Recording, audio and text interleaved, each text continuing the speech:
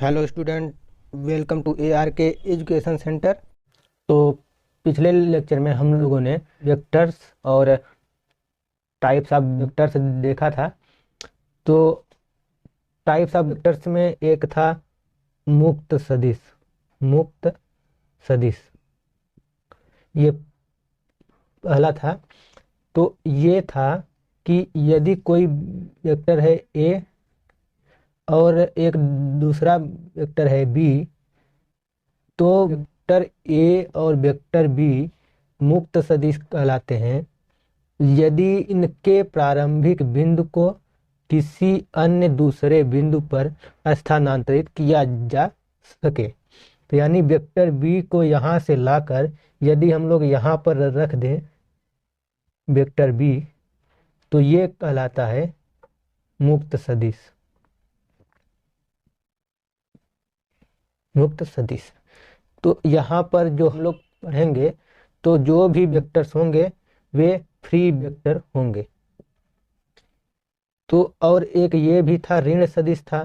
तो यानी ये यदि है वेक्टर बी, तो माइनस वेक्टर बी जो होगा वो होगा वेक्टर बी के परिमाण के बराबर, लेकिन जो दिशा होगी वो वेक्टर बी के दिशा के अपोजिट हो जाएगी। ये हो जाएगा माइनस वेक्टर बी।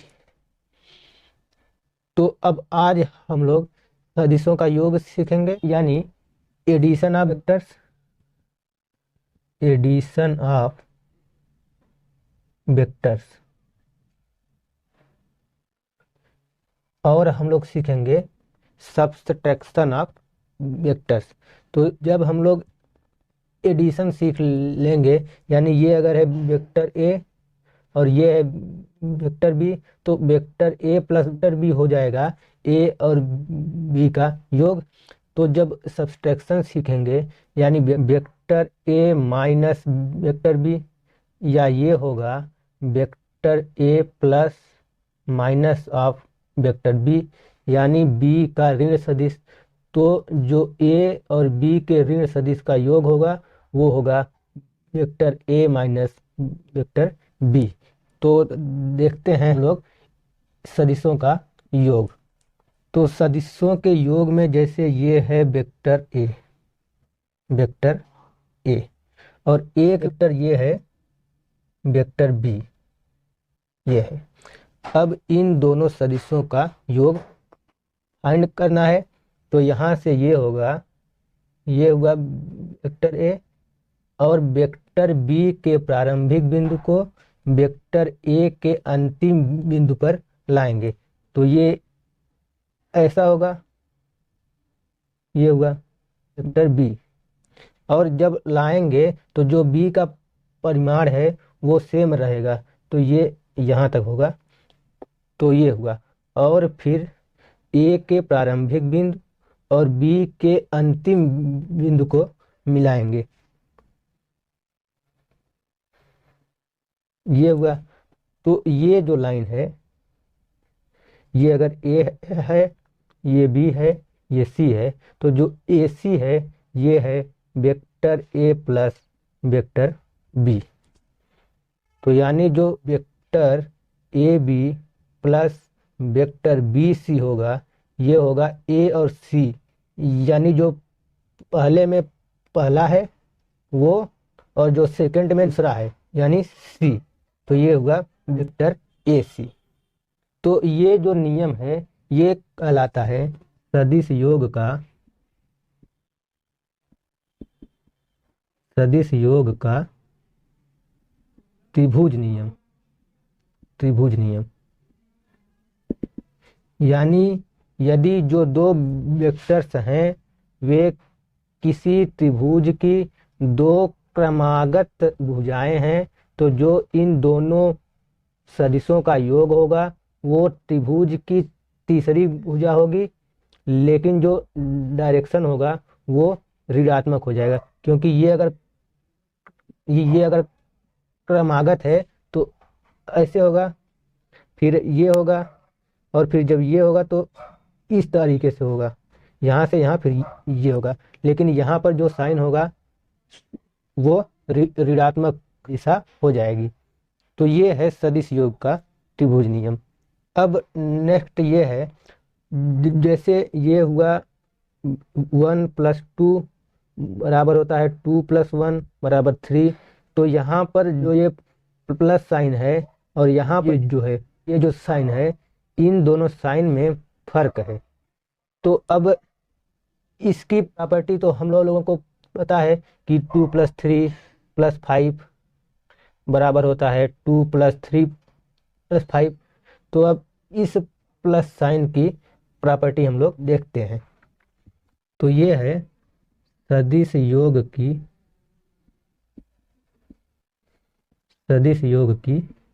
विशेषताएं,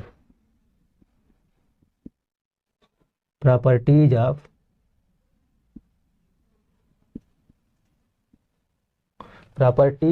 वेक्टर एडिशन।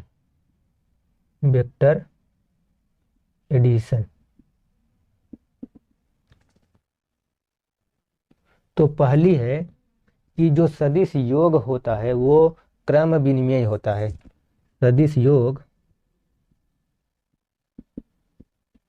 क्रम विनिमेय होता है। क्रम विनिमेय कम्यूटेटिव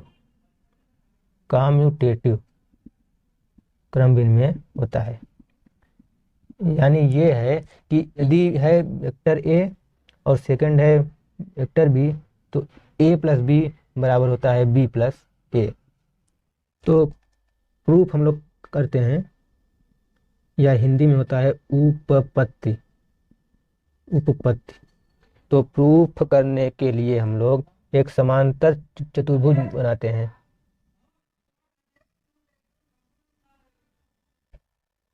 ये हुआ, ये है ए बी सी डी, और ये हम लोग कहते हैं ये है वेक्टर ए और ये है वेक्टर बी।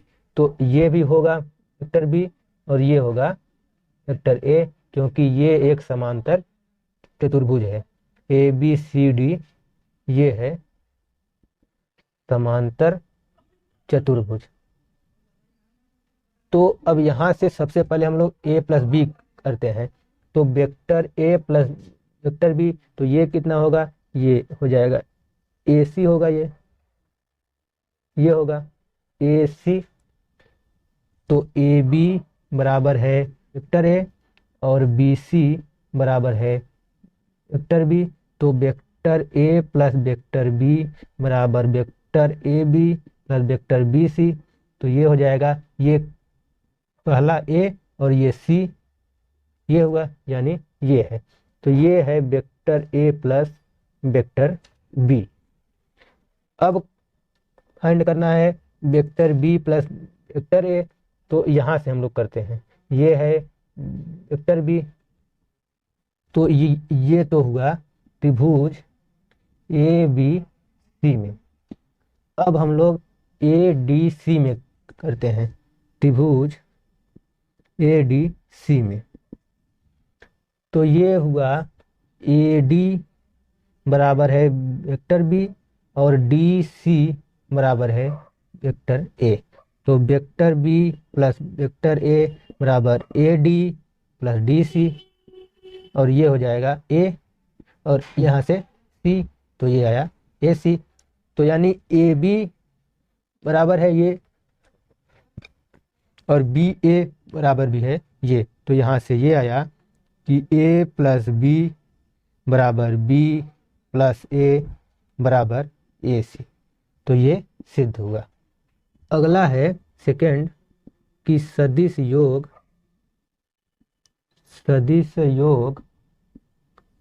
साहचर्य या अंग्रेजी में है ट्रांजिटिव साहचर्य होता है। इसका मतलब ये है कि तीन वेक्टर हैं ए बी और सी। तो वेक्टर ए plus vector B plus vector सी बराबर होता है वेक्टर ए plus vector B plus vector C. इसका मतलब ये है कि पहले हम लोग ए और बी को जोड़ेंगे, फिर जो आएगा उसमें सी को जोड़ेंगे।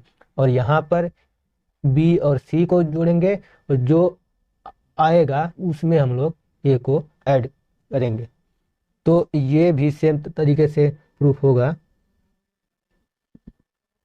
ये जैसे हुआ, ये है वेक्टर ए हुआ, और ये है वेक्टर बी, और ये हुआ वेक्टर सी, वेक्टर सी। अब अब ये हम लोग पहले करते हैं कि वेक्टर ए प्लस वेक्टर बी। तो ये अगर ए है, ये बी है, ये सी है, और ये है डी।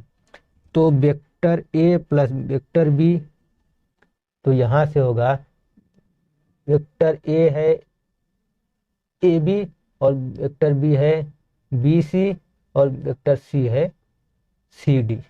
तो यहाँ से वेक्टर ए प्लस वेक्टर बी बराबर होगा A B plus B C.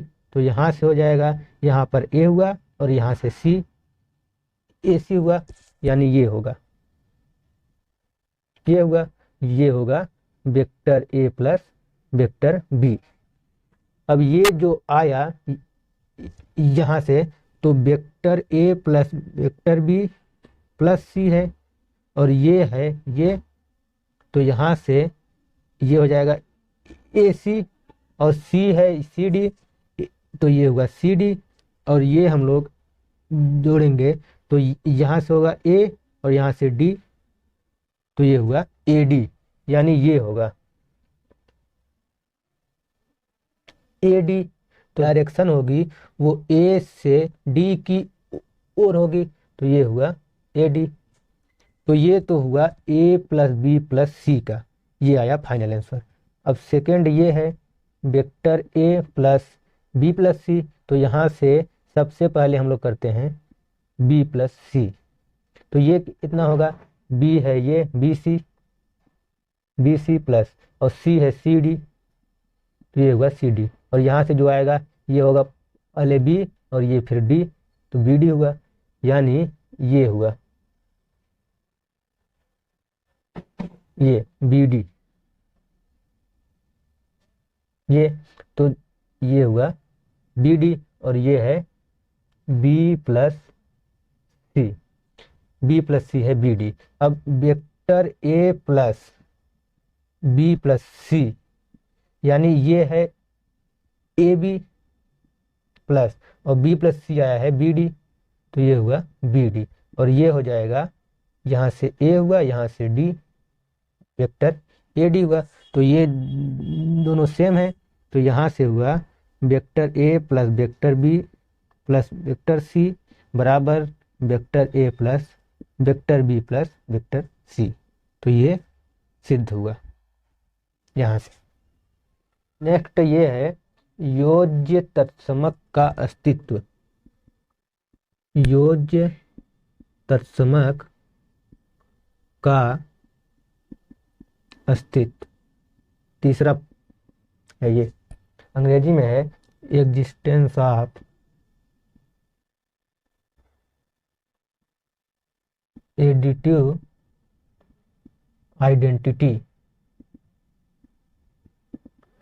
तो यहाँ पर ये समझना है कि आइडेंटिटी का मतलब ये होता है कि कोई भी संख्या है उसमें क्या जोड़ा जाए कि वो संख्या फिर से आ जाए। जैसे यहाँ पर 2 है, तो 2 में हम लोग क्या जोड़ेंगे कि फिर से 2 आएगा। तो 2 में 0 जोड़ेंगे तो ये आएगा 2 ही। तो सेम तरीके से वेक्टर्स में भी कोई वेक्टर है, अगर वेक्टर ए, तो वेक्टर ए में 0 वेक्टर ये है नल वेक्टर, ये जोड़ेंगे तो ये आएगा वेक्टर ए, या ये हो जाएगा 0 प्लस वेक्टर ए, क्योंकि जो सदिश योग होता है वो क्रम इनमें होता है। तो ये बराबर ये हो गया। अब ये सिद्ध करना है कि वेक्टर ए प्लस वेक्टर 0 बराबर वेक्टर ए। तो ये हम लोग सिद्ध करते हैं। तो यहाँ पर हम लोग मानते हैं कि ओ ए, ये पॉइंट है ओ, ये है ए, ये है वेक्टर ए। तो ओ ए बराबर वेक्टर ए, ये हुआ। और vector A plus zero vector बराबर होगा ओ ए प्लस, और जीरो वेक्टर का मतलब है, हमने बताया था कि जीरो वेक्टर को ए से या बी से या सी से लिखते हैं। तो यहाँ पर ए है, तो यहाँ पर जो जीरो वेक्टर होगा वो हम लोग कहते हैं ए है। और ओ ए प्लस ए ये हो जाएगा ओ यहाँ से, और यहाँ से ये ए, तो ये हुआ ओ ए। और ओ ए है ए, तो ये सिद्ध हुआ वेक्टर ए प्लस वेक्टर जीरो बराबर वेक्टर ए। और सेम तरीके से ये भी हो जाएगा कि zero vector plus vector A, ये भी हो जाएगा। तो ये होता है जीरो वेक्टर बराबर ओ वेक्टर प्लस, और ये है ओ ए, तो यहाँ से ये हो जाएगा ओ, और यहाँ पर ए, तो ये हुआ ओ ए और ये हुआ वेक्टर ए। यहाँ पर जो ओ ए है, तो ओ का कोऑर्डिनेट है 0 0 0, यानी जो ओ है वो मूल बिंदु है, ये है मूल बिंदु। और और जो वेक्टर ए है वो ए का स्थिति सदिश है, तो ये है वेक्टर ए, तो ये हुआ सिद्ध हुआ। और जो यहाँ पर ये जो जीरो वेक्टर होगा, जीरो वेक्टर को योग का तत्समक अवयव या योज्य तत्समक कहते हैं। तो ये सिद्ध हुआ। अब नेक्स्ट है योज्य प्रतिलोम का अस्तित्व। ये है योज्य प्रतिलोम का अस्तित्व, एग्जिस्टेंस ऑफ होता है एडिटिव इनवर्स, एडिटिव इनवर्स। तो इनवर्स का मतलब है कि ऐसी कौन सी संख्या जोड़ी जाए कि जो टोटल योगफल आए वो जीरो वेक्टर हो जाए। तो जैसे दो है, तो दो में क्या जोड़ेंगे कि जीरो होगा, तो दो में हम लोग -2 जोड़ेंगे, तो ये होगा जीरो। और सेम तरीके से यदि कोई वेक्टर है ए, तो वेक्टर ए में माइनस वेक्टर ए जोड़ेंगे, तो ये होगा जीरो वेक्टर, या minus vector A plus vector A. और जो माइनस वेक्टर ए है, इसको सदिश ए का योज्य प्रतिलोम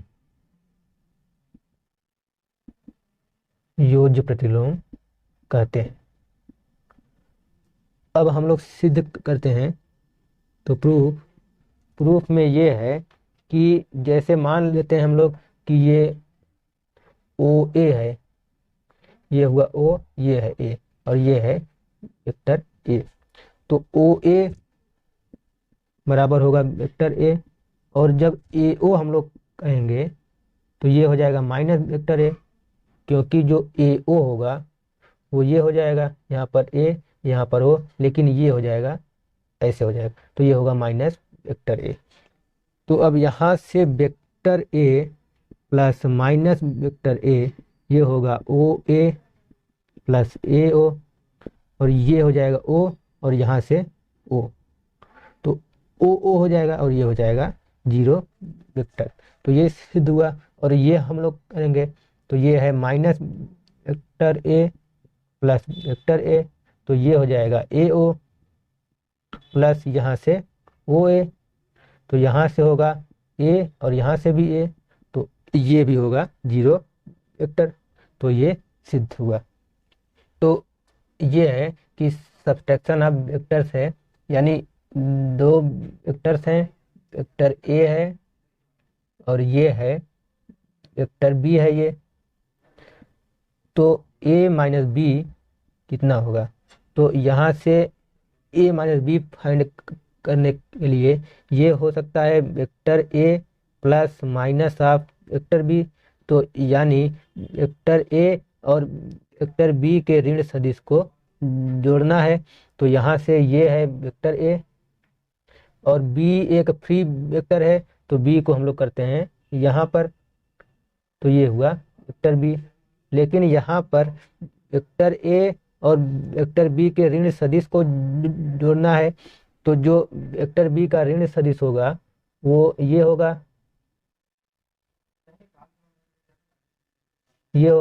यानी जो परिमाण होगा वो तो वेक्टर बी के परिमाण के बराबर होगा, लेकिन जो दिशा होगी वो वेक्टर बी के दिशा के अपोजिट हो जाएगी। तो अब यहाँ से यदि ये है ए, ये है बी और ये है सी, तो ये होगा माइनस वेक्टर बी।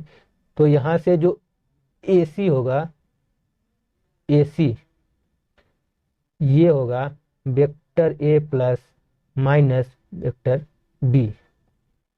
तो यानी यहाँ से ये हुआ कि यदि ये हुआ कि वेक्टर ए बी बराबर है वेक्टर ए और वेक्टर बी सी, ये हम लोग कहते हैं ये है सी और ये है सी डैश, और बी सी है वेक्टर बी।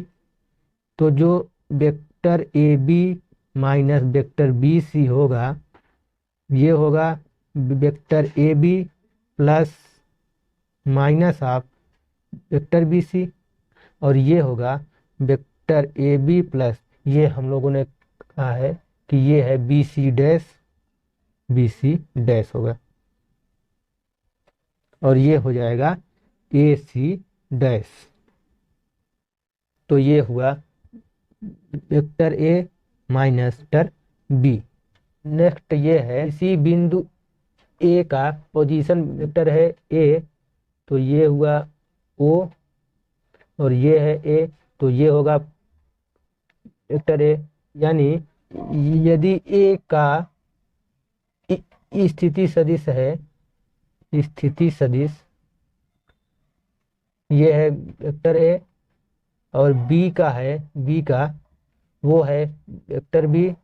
तो जो ए बी का होगा, सॉरी यहाँ पर है ए और यहाँ पर होगा बी, यानी ये अगर है बी तो ये होगा वेक्टर बी।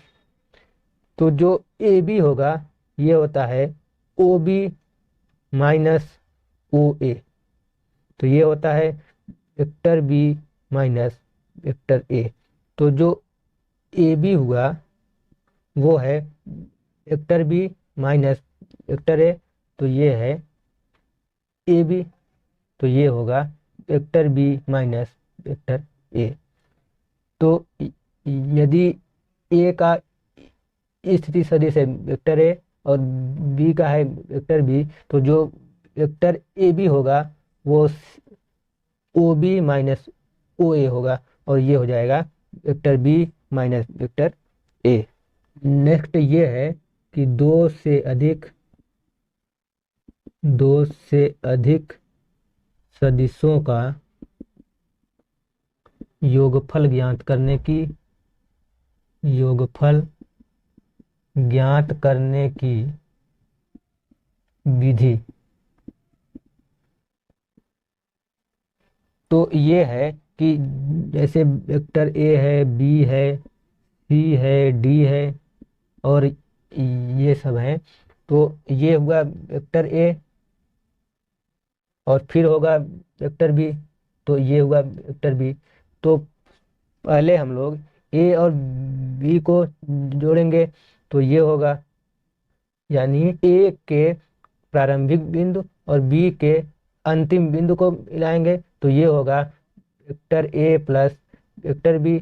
और तो ये हुआ वेक्टर ए प्लस वेक्टर बी। फिर सी को जोड़ना है, तो वेक्टर ए प्लस वेक्टर बी के अंतिम बिंदु पर सी को रखेंगे, तो ये हुआ सी, ये हुआ सी। तो जो वेक्टर ए plus vector B plus vector C होगा वो हो जाएगा ये हो जाएगा, ये होगा वेक्टर ए plus vector B plus vector C हो गया। तो जोड़ना है वेक्टर दी, तो वेक्टर ए plus vector B plus vector C के अंतिम बिंदु पर रखेंगे वेक्टर डी, तो ये हुआ वेक्टर डी। तो जो a plus b plus c plus d होगा वो ये होगा ये होगा a plus b plus c plus d होगा ये हुआ। और सेम तरीके से अब जो भी जोड़ना होगा वो होगा यहाँ पर होगा, वो होगा ई, तो ये होगा